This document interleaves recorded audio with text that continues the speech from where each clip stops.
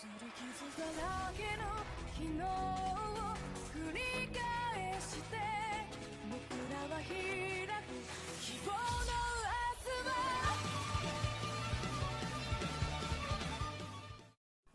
は Hey, salut mon gars, comment tu vas? Nous ça va nickel. Je sais pas si t'as la carte de fidélité, mais je te laisse en prendre une, c'est gratuit. Faut juste que tu cliques sur le bouton rouge sur la vidéo. J'ai un nouvel arrivage. Aujourd'hui, c'est Rosero. Tout d'abord, j'ai conseillé cet animé aux personnes facilement choquables, car cet animé contient certaines scènes pouvant heurter la sensibilité. Je rigole pas, hein. Il peut vraiment y avoir des scènes très violentes pour les personnages, physiquement comme psychologiquement. Mais bon, maintenant t'es au courant, je peux commencer.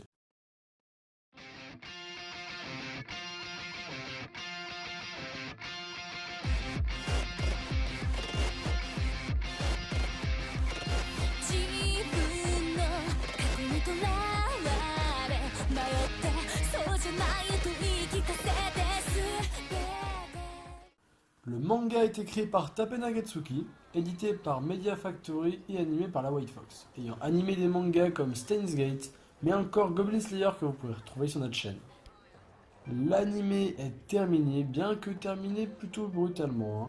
C'est un seinen ayant pour genre aventure, drame, fantasy, romance. Il possède 25 épisodes et 2 OAV actuellement. En sortant d'une supérette, Subaru Natsuki est transporté dans un monde fantastique sans raison. Mais à peine arrivé dans ce monde, Subaru est attaqué par une bande de brigands. Sur le point de mourir, il est sauvé par la prénommée Satella, une demi-elfe aux cheveux argentés, accompagnée d'un esprit et une apparence de chat appelé Pac. Pac, P-A-C-K. Pour lui rendre l'appareil, il décide de l'aider dans ses tâches quotidiennes, pour notamment retrouver l'insigne qui lui a été volé par Felt, une jeune fille vivant dans la rue et volant pour survivre. Plus tard, dans les bas quartiers de la ville, ils sont attaqués et tués par une mystérieuse personne. Avant de mourir, Subaru promet à Satella qu'il fera tout pour la sauver. Bon, alors évidemment, je vous ai pas raconté toute l'histoire, le manga s'arrête pas après la mort du héros. Après sa mort, entre guillemets, Subaru se réveille devant un vendeur de pommes. Il comprend alors qu'il retourne dans le passé à chacune de ses morts. Il se servira de ce pouvoir afin de sauver Satella, au bout de plusieurs morts, et avec l'aide d'un maître épéiste, Subaru finit par sauver la demi-elfe des lames mortelles d'Elsa, assassin venu acheter l'insigne. Cette boisson semble assez colorée aux premiers abords, mais ce n'est que regarder l'aspect extérieur de celle-ci. En effet, comme dit plus tôt, cette boisson est déconseillée aux personnes facilement choquables ou fragiles mentalement. Les graphismes sont bien utilisés et les nuances lors des scènes d'action ou dramatiques sont plutôt agréables. Son premier opening s'appelle Ridu et est fait par Konomi Suzuki. J'aime bien cet opening qui contraste bien avec l'anime en général. Son deuxième opening s'appelle Paradisus Paradoxum. Il est fait par Might and Roids. Son premier ending s'appelle Helix et est fait par les mêmes créateurs que Paradoxum. Cet ending n'a pas vraiment de vidéo, c'est juste le son de la musique sur un fond de l'anime.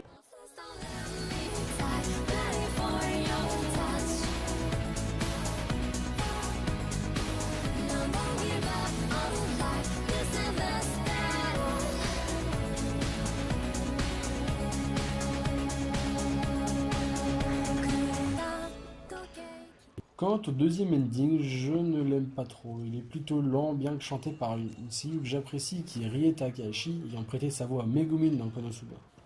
Maintenant, notre opinion sur cette boisson. Il faut se rappeler que tout cela est subjectif. Pour ma part, j'apprécie le fait que l'on puisse avoir différents points de vue. Je m'explique. Dû au pouvoir du personnage principal, on peut savoir ce qu'il se serait passé s'il avait fait tel ou tel choix et quelles auraient été les répercussions. Ça donne un autre point de vue d'une scène qui pourrait paraître banale aux premiers abords. J'aime aussi beaucoup le fait que l'on arrive la plupart du temps à comprendre ce que les personnages ressentent.